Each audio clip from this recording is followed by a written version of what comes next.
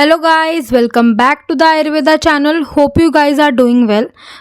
आज का जो हमारा वीडियो लेक्चर होगा वो हमारा सुश्रुत सूत्र का द्वादश अध्याय जो कि है अग्नि कर्म विधि पर होने वाला है।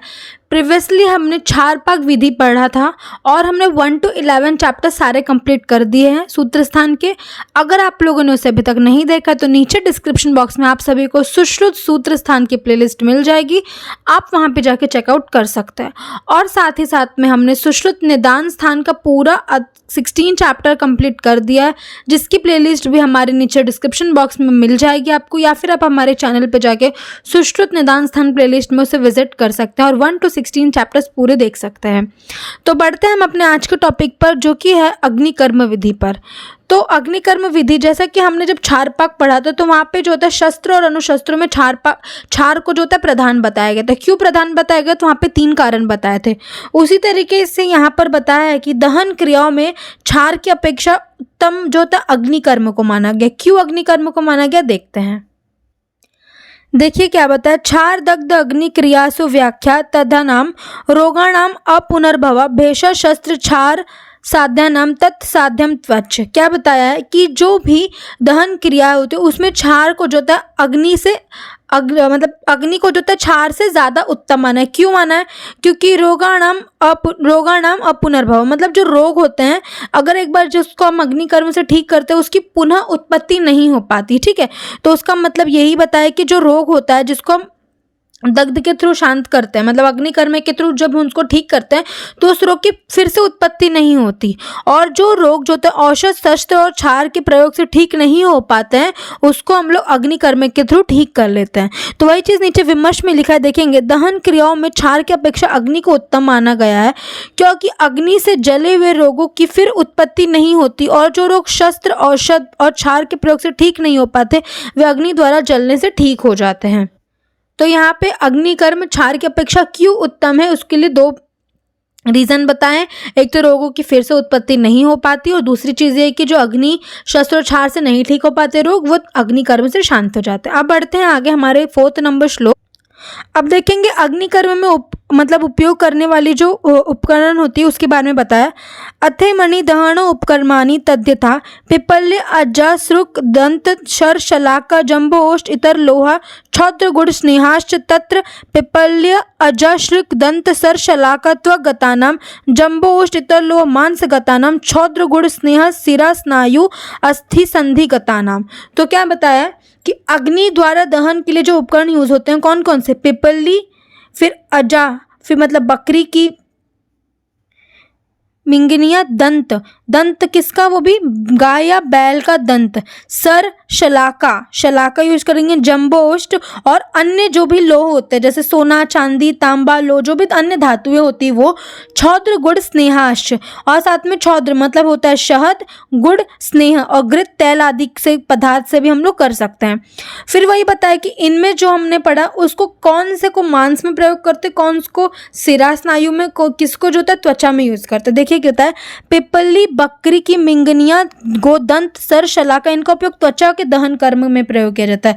जैसे कि यहाँ पे लिखा है पिपल्य अजासृक दंत शर शलाका त्वगतानाम, तो त्वचा में दहन करने के लिए इनका प्रयोग किया जाता है। मांस में जम्बोष्ट और अन्य लोह का प्रयोग किया जाता है। जम्बोष्ट और अन्य धातुओं को मांसगत में दहन करने के लिए और क्षौद्र गुड़ को जो है सिरा स्नायु और अस्थि और संधियों में उत्पन्न करने के लिए दहन कर्म के लिए किसको यूज करते हैं? क्षौद्र गुड़ और स्नेह को प्रयोग करते हैं। ठीक है, तो वही बताएं कि जो अग्निकर्म को किसके के द्वारा किया जाता है। एक तो पिपल्य अजासृक दंत शर शलाका जम्बोष्ट अतर लोहा क्षौद्र गुड़ स्नेहाश्च। अब उसको जो तक किसको मांस में दहन करने के लिए किसको सिरा में, स्नायु में और किसको त्वचा में करते हैं। तो वो चीज़ यहाँ पे डिफ्रेंशिएट करके बताया है। अब बढ़ेंगे आगे नीचे कि हमें कौन से ऋतु में जो होता है अग्निकर्म नहीं करना चाहिए। जैसे आपको पता है अग्निकर्म में ऑफ कोर्स अग्नि का प्रयोग किया जाएगा, तो अब आप कॉमन सेंस लगा के भी बिना पढ़े भी बता देंगे कि उसको कौन से ऋतु में नहीं किया जाता है। कौन से ऋतु? जहाँ पे ऑलरेडी बहुत उष्णता होती है और जहाँ पे पित्त का प्रकोप होता है। तो शरद और ग्रीष्म ऋतु, ग्रीष्म में तो ऑलरेडी इतना गर्मी होता है कि उसमें दहन कर्म करना ही नहीं चाहिए।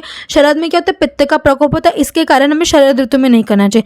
तत्र अग्निकर्म सर्वशु कर्यादंतर शरद ग्रीष्माभ्याम। तो क्या बताया है कि शरद और ग्रीष्म ऋतु के सभी अन्य सर्व ऋतु में अग्निकर्म करना चाहिए। तो शरद और ग्रीष्म को छोड़ के अन्य सभी ऋतुओं में हमें क्या करना चाहिए? अग्निकर्म करना चाहिए।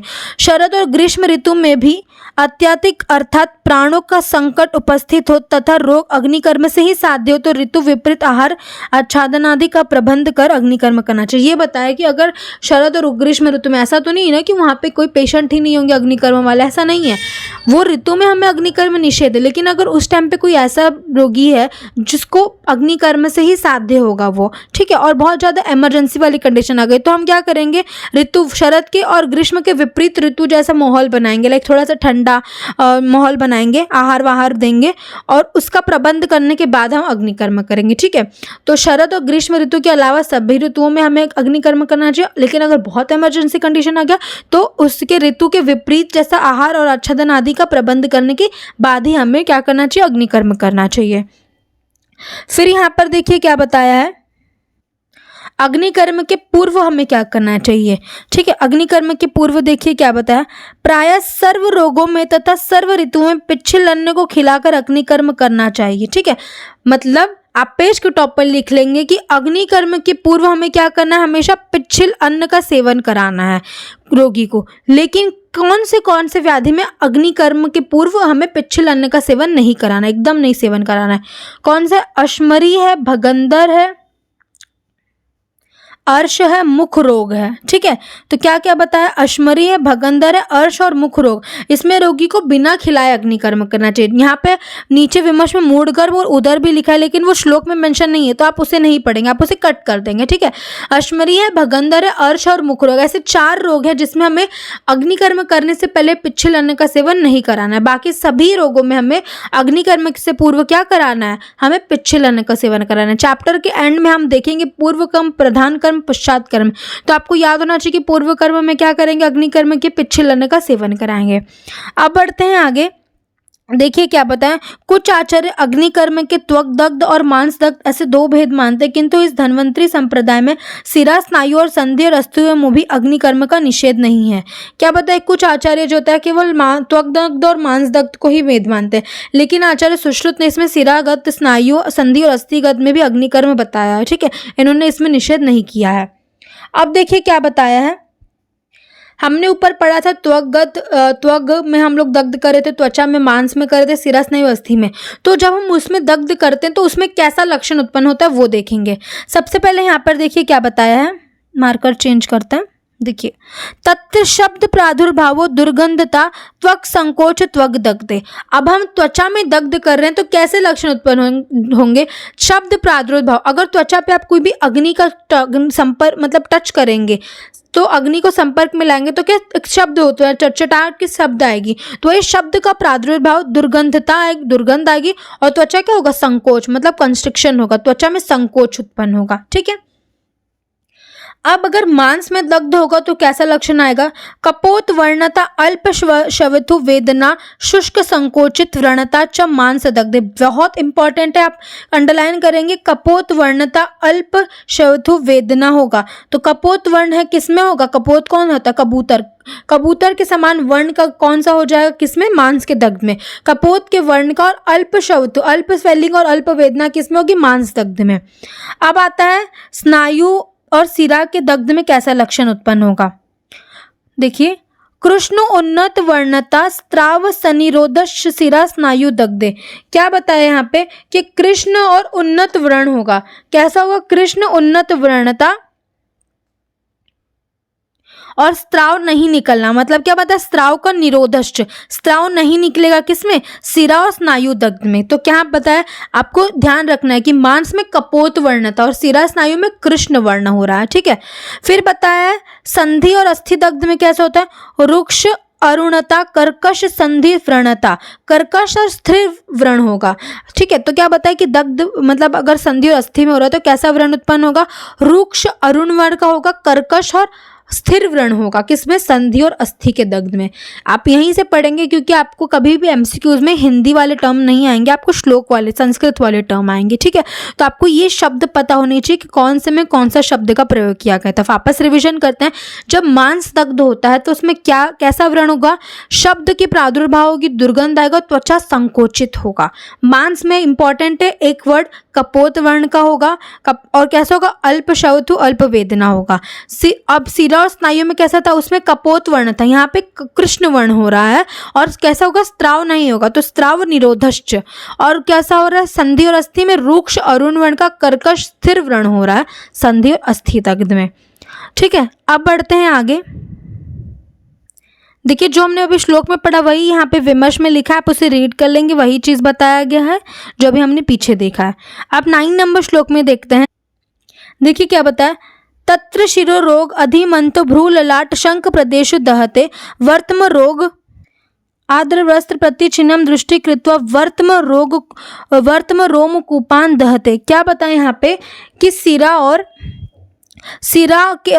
के रोग और अधिमंत जो नेत्र के रोग होते हैं उसमें भौं में, ललाट और शंख प्रदेश में दहन। देखिए, अगर कोई भी आपके सिर का रोग हो या फिर नेत्र के रोग हो तो कहाँ कहाँ दहन कर्म करना चाहिए? भ्रू में करना चाहिए, ललाट और शंख प्रदेश में। लेकिन वर्तमगत रोगों में दृष्टि को गीले कपड़े से ढककर वर्तम के रोमकूपों को या बाल को या बालों की जड़ में दग्ध करना चाहिए। देखिए, ये आपका नेत्र है, यहाँ पे आईलिड है, यहाँ पे आपके वर्तम में आईलैशेस अंदर से लगे हुए रहते हैं।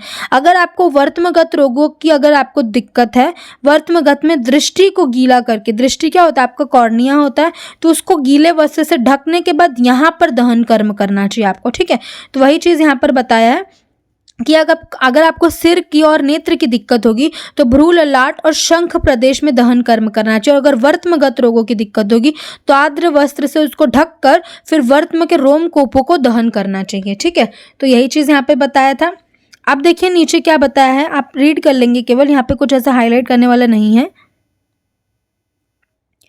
त्वचा, मांस, सिरा, स्नायु, संधि तथा अस्थि में होने वाले वायु का तीव्र पीड़ा में तथा जिस व्रण में मांस उभर आए हैं और कठोर और सुप्त हो जाए उनमें एवं ग्रंथि, अर्श, अर्बुद, भगंदर, अपचिश, लीपत, चर्मकील, तिल, कालक, आंत्रवृद्धि, संधि के रोग तथा सिराओं के कट जाने पर और नाड़ी व्रण तथा रक्त के अधिक स्राव होने पर अग्नि कर्म करना चाहिए।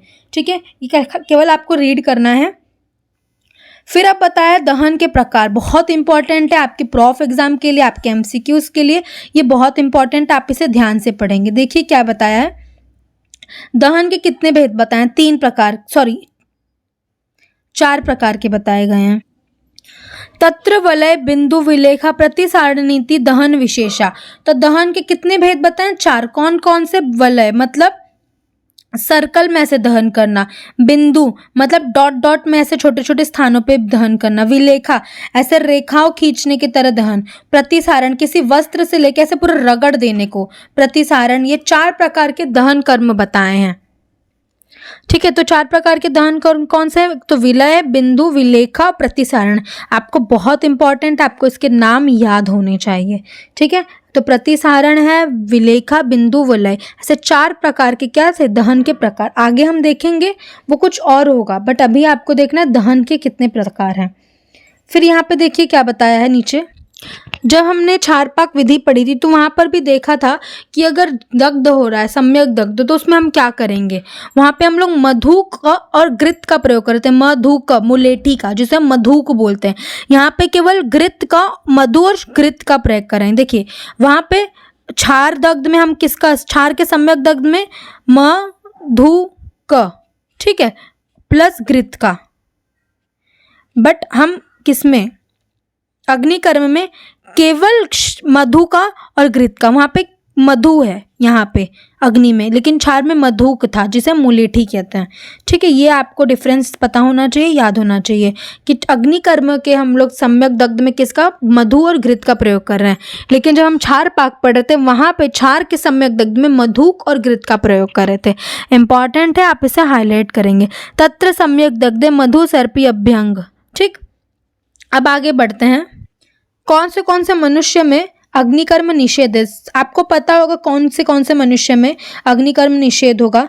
जैसा कि आपको पता है अग्निकर्म है तो हमें किस में नहीं करना चाहिए? पित्त प्रकृति वाले व्यक्ति में नहीं करेंगे, पित्त प्रधान व्याधि में नहीं करेंगे, ग्रीष्म ऋतु में, शरद ऋतु में नहीं करेंगे, ठीक है। जो दुर्बल होगा, ऐसे देखते हैं कौन कौन से हैं। इस मनुष्य में अग्निकर्म नहीं करना चाहिए। कौन कौन? पित्त प्रकृति है, रक्तपित्त है, अतिसार है, जिसका शल्य न निकला हुआ, दुर्बल, बालक, वृद्ध, डरपोक, अनेक व्रणों से पीड़ित तथा अस्वेद अर्थात जिनके लिए स्वेदन कर्म वर्जित हो, ठीक है। तो ये आप कॉमन सेंस है, इसमें से कोई एमसीक्यूज नहीं बनेगा क्योंकि आपको पता है किसमें किसमें अग्निकर्म हमें नहीं करना है। अब आता है प्रमाद दग्ध के लक्षण, ठीक है। प्रमाद दग्ध, पहले बात तो मैं बता दूं क्या होता है। जब कोई भी वैद्य जो होता है अग्निकर्म करने के टाइम कोई भी थोड़ी सी भी भूल चूक या लापरवाही कर देता है तो उसके कारण जो दग्ध उत्पन्न होता है उसे हम क्या कहते हैं? प्रमाद दग्ध कहते हैं। इसको इतरथा दग्ध भी कहते हैं, ठीक है। तो देखिए क्या बताया, अग्नि संधि अथवा रूक्ष द्रव्यों का आश्रय पाकर जलती है। अग्नि जो होता है संधि अथवा रूक्ष द्रव्यों का आश्रय पाकर जलती है। अग्नि के संतप्त हुआ स्नेह पदार्थ छोटी छोटी सिराओं में प्रवेश करने की क्षमता रखने से त्वचा आदि में प्रवेश होकर शीघ्र जला देता है, इसलिए स्नेह दग्ध में अधिक वेदनाएं होती है। देखिए यहाँ पे क्या बताया, स्नेह दग्ध, जो हमारा स्नेह दग्ध होता है उसमें बहुत अधिक वेदनाएं होती है, ठीक है। तो आपको याद रखना है कि स्नेह दग्ध में कैसी वेदना होती है? बहुत अधिक वेदना होती है। बाकी प्रमाद दग्ध के लक्षण है, ठीक है। अब देखिए आगे क्या बताया। अब अग्नि दग्ध के भेद है। हमने उसके पहले दहन के प्रकार पढ़े थे। अब अग्नि दग्ध के कितने भेद होते हैं? 4 भेद होते हैं। कौन कौन से 4 भेद होते हैं देखेंगे। तत्र प्लुष्ट्यम दुर्ग दग्धम, सम्यक दग्धम, अति दग्ध चेते, चतुर्विधम अग्नि दग्धम, ठीक है। अभी हमने पीछे जो वलय, बिंदु, विलेखा, प्रतिसारण पढ़ा तो वो दहन के 4 प्रकार थे। अब हम अग्नि दग्ध के भेद पढ़ेंगे। कौन कौन से? प्लुष्ट है, दुदग्ध है, सम्यक दग्ध है, अति दग्ध, ऐसी जो है 4 अग्नि दग्ध होती हैं, ठीक है। उनके लक्षण सहित अब पढ़ेंगे। सबसे पहले देखेंगे प्लिष्टम। देखिए क्या बताया, तत्र यद वर्णा प्लुष्टयति अति मात्रम तत्त प्लिष्टम। क्या बताया, जहां अति मात्रा में त्वचा का रंग विकृत हो जाए, यद्विद वर्ण, अधिक मात्रा में रंग कैसा होगा? विकृत हो जाए त्वचा का और झुलस जाए तो उसे हम प्लिष्ट कहते हैं। कैसा होगा? झुलस जाएगा, खाली पूरा नहीं जलेगा, केवल झुलस जाएगा, उसे हम क्या कहते हैं? प्लिष्ट कहते हैं। इसे वाग्भट ने तुत्थ कहा है, याद करेंगे, इसे वाग्भट ने क्या कहा है? तुत्थ कहा है। फिर बताया है दुर्दग्ध के लक्षण। देखिए क्या बताया, यथो तृष्ठन्ति स्फोटस तीव्र तो चोष दाह राग पाक वेदना हो, उस दुर्दग्ध के लक्षण है, ठीक है। देखिए क्या बताया है, और जहां पर जलने से भयंकर क्या हो? फफोले तथा चोष, राग, दाह, पाक और वेदनाएं तीव्र हो और अधिक समय में जिसकी शांति हो उसे दुर्दग्ध कहते हैं। क्या बताया, स्फोट होगा, तीव्र वेदना होगा, दाह, राग, पाक होगा, उसमें क्या किसका लक्षण हो? दुर्दग्ध का होगा, ठीक है। पहला प्लुष्ट पढ़ा था हमने, ठीक है। प्लुष्ट में क्या हो रहा था? केवल त्वचा का वर्ण जो था विकृत हो जा रहा था और साथ में क्या हो रहा था? झुलस जा रहा था हमारा त्वचा। बट जो दुर्दग्ध होगा इसमें हमें जो होता है स्फोट पड़ जाएगा, तीव्र वेदना, चोष, दाह, राग, पाक होगा और बहुत देर तक वो ठीक नहीं होता। कौन? दुर्दग्ध है। अब सम्यक दग्ध में देखिए क्या बताया, ताल फल वर्णा, इंपॉर्टेंट है, हाईलाइट करेंगे, ताल फल वर्णा सुसंस्थित पूर्व लक्षण युक्त। अब पहले इसमें केवल ताल फल वर्ण है, बाकी पूर्व के लक्षण वाला है, ठीक है। देखिए क्या पता है, जहां पर वर्ण नीचा ना हो तथा उसका रंग ताड़ के फल के समान हो तथा सुसंस्थित समान हो और पूर्वोक्त में त्वचा, मान, सिरा के दाह लक्षणों से सम्यक दग्ध बोलते हैं, ठीक है। तो क्या बताया, जहां पे का वर्ण, त्वचा का वर्ण जो होता है ताड़ फल के समान हो जाए उसमें किसका है? वो सम्यक दग्ध का लक्षण है। अब अति दग्ध में देखिए क्या बताया, अति दग्ध में मांस अवलंबन, गात्र विश्लेषण, सिरा, स्नायु, अस्थि, इन सब में अति मात्रा में होगा, जल जाएगा। ज्वर होगा, दाह, पिपासा, मूर्छा होगा और अन्य उपद्रव होंगे। व्रणश्चा चिरेण रोहित रुद्र व्रण विवर्ण भवंती। क्या बताया यहाँ पर देखिए, अति दग्ध में जले हुए मांस के टुकड़े, मांस अवलंबन, मांस के टुकड़े जो लटकते दिखाई देंगे। गात्र विश्लेषण, शरीर के अंगों में संधियों में विश्लेषण हो जाएगी या विघटन हो जाएगी।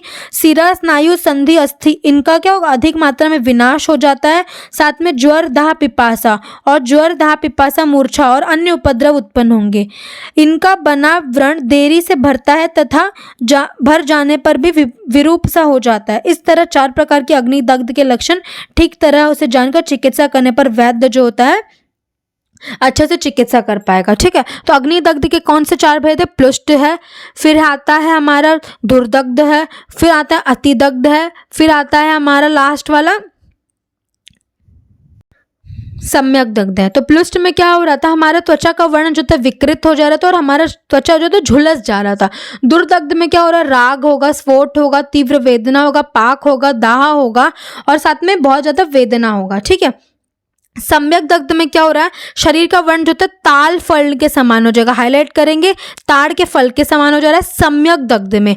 अति दग्ध में मांस जो था लटकता दिखाई देगा, गात्र विश्लेषण, गात्र संध्या में विश्लेषण बढ़ जाएंगे, सिरा स्नायु इन सब में जो होता है अधिक मात्रा में क्या होगा, विनाश हो जाएगा। ज्वर दाहपाक, अब आपको ध्यान देना है कि ज्वर दाहपाक और स्फोट चोष दाह रागपाक किस में हो रहा था, ज्वर दाह पिपासा किस में हो रहा है, अति दग्ध में, और जो खाली स्फोट पड़ा तीव्र वेदना राग पाक किसमें हो रहा है, दुर्दग्ध में हो रहा है। ठीक है, इंपॉर्टेंट आप इसे ध्यान से देखेंगे। अब बढ़ते हैं आगे।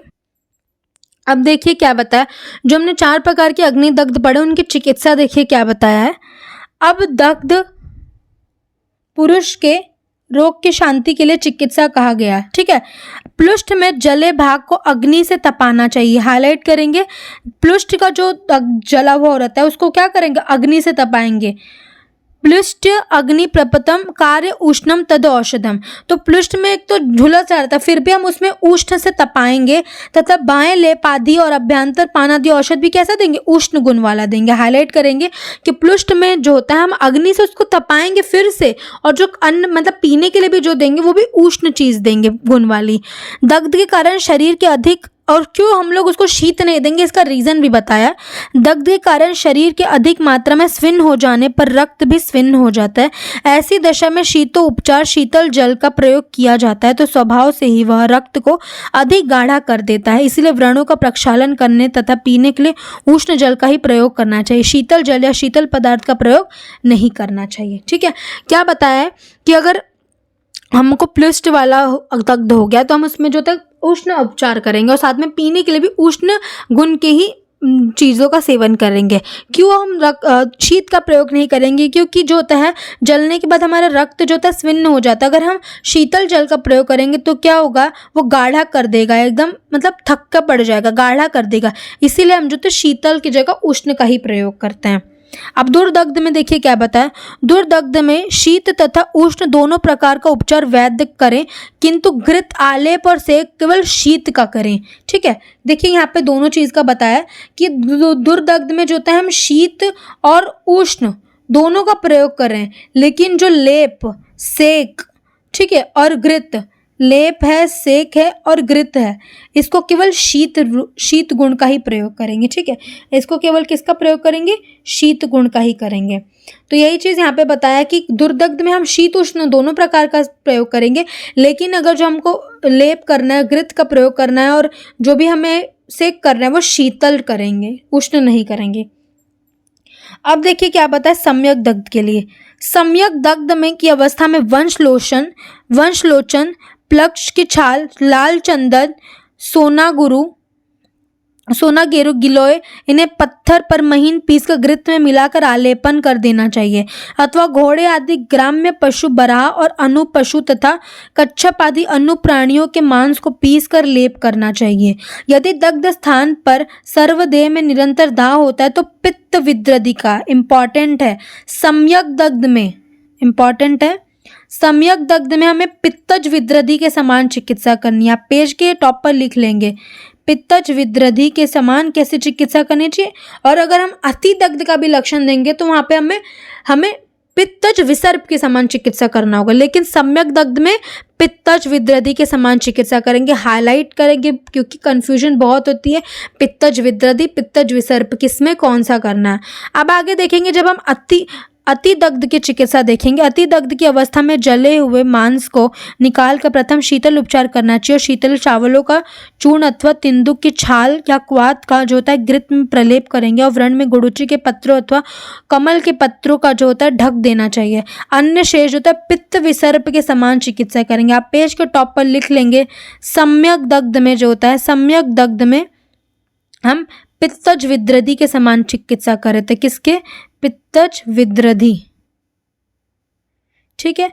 और हम अति दग्ध में किसके समान चिकित्सा कर रहे हैं? पित्तज विसर्प के समान चिकित्सा कर रहे हैं। पेज के टॉप पर आप लिख लेंगे, इंपॉर्टेंट है, हाईलाइट करेंगे कि कौन से में पित्तज विसर्प के समान चिकित्सा कर रहे हैं और कौन से में पित्तज विद्रधि के समान चिकित्सा कर रहे हैं। अब आगे देखेंगे, कुछ इंपॉर्टेंट नहीं है इसमें, केवल रीड करना है। देखिए क्या बताया, मोम, मुलेठी, लोध, राल, मंजीर, रक्त चंदन और मुरवा इन्हें जल के साथ पत्थर पर पीसकर कल्क बना लेवे। पश्चात इस कल्क को चतुर्गुण घृत और घृत से चौगुनी पानी डालकर घृत अवशेष पाक कर लेंगे। यह सर्व प्रकार की अग्निदग्ध में उत्तम रोपक घृत है। तैल घृत आदि स्नेह के दग्ध इन पर विशेष रक्षा क्रिया करेंगे। देखिए क्या बताया, मोम, मुलेठी, लोध और राल, मंजीर, रक्त चंदन इनको क्या करेंगे? जल के साथ पीस के कल्क बना लेंगे। उसके बाद इसी कल्क में जो तो इसके कल्क का चतुर्गुण मात्रा में घृत डालेंगे और घृत का भी चतुर्गुण मात्रा में पानी डालकर इसको पाक कर लेंगे और इसी को अग्निदग्ध में प्रयोग करेंगे। अग्निदग्ध के लिए बहुत उत्तम बताया है। ठीक है। अब देखिए क्या बताया है, एस्फिक्सिएशन को धूमोपहत कहते हैं। ठीक है, तो वही चीज़ यहाँ पे बताया। अब इसके पश्चात धूमोपहत के लक्षण कहता हूँ, श्वास में कठिनाई होगी, बार बार छींकों का आना, पेट पर जोर का अफरा तफरी होना, खांसी चलती है, नेत्र में जलन, लालिमा हो जाती है, श्वास क्रिया में धुआं छोड़ता है अथवा श्वास में धुएं की गंध आती है। धुएं के अतिरिक्त अन्य पदार्थ का गंध ज्ञान नहीं होता। रसों के पहचानना का ज्ञान नष्ट हो जाता है। श्वसन शक्ति नष्ट हो जाती है। प्यास, दाह, ज्वर से पीड़ित होकर शरीर दुर्बल हो जाता है। मूर्छा भी आती है। इसी तरह धूमोपहत के लक्षण। अब इसकी चिकित्सा देखेंगे नीचे। ठीक है, तो धूमोपहत क्या? एस्फिक्सिएशन, मतलब इसमें क्या होगा, आपको सांस लेने में नहीं होगा, बार बार छींक आएगी, पेट पर जो होता है जोर से अफरा होता है और जो होता है सांस एकदम तेज चलती, नेत्र में जलन होगा, लालिमा हो जाएगी और श्वास में से भी दुर्गंध आएगी और अन्य कोई भी ज्ञान नहीं होगा, आपको स्मेल का ज्ञान नष्ट हो जाएगा, मूर्छा भी हो सकता है, तो इसे धूमोपहत कहते हैं। अब धूमोपहत की चिकित्सा में देखिए क्या बताया, सिंपली आपको चिकित्सा देखनी है। इसमें 4 चिकित्सा करता है, क्रमशः याद करना है आपको। सबसे पहले हम इसमें वमन कराते। देखिए यहाँ पे देखिए बताया, मधुर अम्ल रसों वापी वमन प्रपादित। मधुर अम्ल रसों का जो था वमन करवाएंगे। तो सबसे पहले आप 1 नंबर लिख के ऐसे वमन करेंगे। दूसरी चीज़ यहाँ पे बताई है कवल और ग्रह करेंगे। देखिए आप श्लोक में देखेंगे, मधुर लवण अम्ल कटु के कवल ग्रह। तो दूसरी चीज़ जो था हम क्या करेंगे? कवल करवाएंगे। ठीक है। तीसरी चीज़ यहाँ पे बताइए सिरोविरेचन। ठीक है, तीसरी चीज़ क्या करेंगे? सिरोविरेचन करेंगे। और चौथी चीज़ यहाँ पे देखिए क्या बताइए, लघु आहार का सेवन करेंगे, लघु और स्निग्ध आहार का सेवन करेंगे। तो पूरा इतना ज़्यादा आपको कहानी पढ़ने की ज़रूरत नहीं है, इतना सब केवल आप पॉइंट्स में लिख लेंगे। सबसे पहले आपको मधुर अम्ल रसों का वमन करना है, फिर आपको जो होता है मधुर अम्ल लवण कटुक जो होता है कवल करना है, फिर सिरोविरेचन करना है, फिर आपको लघु और स्निग्ध आहार का सेवन करना है। बाकी जो भी है आप नीचे विमर्श में पढ़ लेंगे। अगर आपको और डीपली पढ़ना है तो आप नीचे विमर्श में इसको पूरा पढ़ लेंगे, आपको सब कुछ समझ आ जाएगा। लेकिन आपको MCQs point of the view ये आपको 4 पॉइंट इंपॉर्टेंट है कि वमन करते हैं, क्रमशः करना है, ऊपर नीचे नहीं।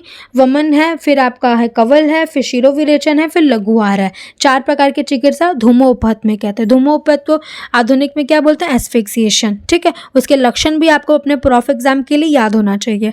अब बढ़ते हैं आगे। फिर आपको यहाँ पर देखने को मिल रहा है, बहुत इंपॉर्टेंट है, उष्ण वाताप दग्धे शीतक कार्य विधि सदा। अगर उष्ण आताप, उष्ण वायु मतलब जो लू चलते, आताप मतलब धूप से अगर दग्ध हुआ है तो शीत कार्य सदा, हमेशा शीत कार्य का उपचार करना चाहिए। यहाँ पे देखिए विमर्श में, उष्ण वायु, लू, तेज धूप से दग्ध होने पर सदा में शीत उपचार करना चाहिए। और अगर शीत वर्षा अनिल दग्धे स्निग्धम उष्ण च सश्यते, और अगर शीत वर्षा और अनिल से दग्ध हो रहा है तो हमेशा स्निग्ध और उष्ण चिकित्सा करनी चाहिए। ठीक है, यहाँ विमर्श में देखेंगे आप। फिर आपको बताया, अगर इंद्र वज्र मतलब जो बिजली गिरती है तो उसमें तो व्यक्ति इसकी चिकित्सा ही नहीं करना चाहिए, चिकित्सा से वो साध्य नहीं है। वही चीज बताया, अगर तेज इंद्र वज्र विद्युत पत्ती से दग्ध हो रहा है रोगी को तो चिकित्सा से कोई भी लाभ नहीं होता। लेकिन अगर इंद्र वज्र से व्यक्ति जीवित है तो 4 चिकित्सा करेंगे। क्या क्या करेंगे? स्नेहन करेंगे, अभ्यंग करेंगे, परिषेक और प्रदेह, ये 4 चिकित्सा करेंगे। नीचे आप विमर्श में भी देख सकते हैं कि इंद्र वज्र आदि दग्ध से यदि व्यक्ति जीवित है तो उस अवस्था में स्नेह स्नेहन, अभ्यंग, परिक्षेक और प्रदेह के इस प्रकार हमें चिकित्सा करनी चाहिए। ठीक है, तो बहुत इंपॉर्टेंट है, आप इसे ध्यान से पढ़ेंगे कि उष्ण आताप से अगर दग्ध हो रहा है तो हमेशा शीतल उपचार करेंगे, शीत कार्य सदा। और अगर शीत वर्षा अनिल दग्ध के कारण हो रहा है तो स्निग्ध और उष्ण चिकित्सा करेंगे। और अगर इंद्रवज्र के कारण हो रहा है तो व्यक्ति की चिकित्सा से तो साध्य नहीं होता, लेकिन अगर व्यक्ति जीवित है तो स्नेहन, अभ्यंग, परिक्षेक और प्रदेह 4 चिकित्सा करेंगे, इम्पॉर्टेंट है। तो यहाँ पे आपका चैप्टर जो होता है वो कंप्लीट होता है। आई होप आप सभी को अच्छे से समझ आ गया होगा। अगर आप लोगों को किसी भी प्रकार का डाउट है तो आप हमें नीचे कमेंट सेक्शन में पूछेंगे, या फिर आप हमारे Instagram page the Ayurveda channel, जिसका लिंक आपको नीचे डिस्क्रिप्शन बॉक्स में मिल जाएगा, आप हमें वहाँ जाके फॉलो करके DM कर सकते हैं। Thank you for watching. Please like, share and subscribe.